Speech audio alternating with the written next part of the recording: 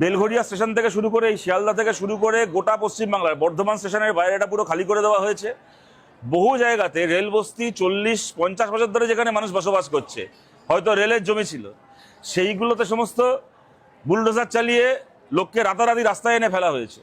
সবচেয়ে যেটা অদ্ভুত ব্যাপার, সরকার তো রাজ্যে পরিবর্তন হয়েছে, রেল তো কেন্দ্রের সরকারের। কেন্দ্রে তো গত 4ঠা মের আগেও যে সরকার ছিল, 4ঠা মের পরেও সেই সরকার আছে।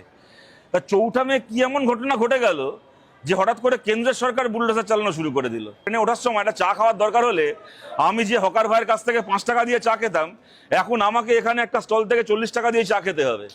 আগে আমার খিদে পেলে 10 টাকা দিয়ে একটা ডালপুরি খেতাম কি 10 টাকা ঝালমুড়ি খেতাম, এখন খিদে পেলে সামনেরই KFC-র দোকান থেকে 150 টাকা দিয়ে খেতে হবে। তাই চাই এই সরকার, সেই চাই এই সরকার। আজকে প্রশ্নটা খালি এখানে যিনি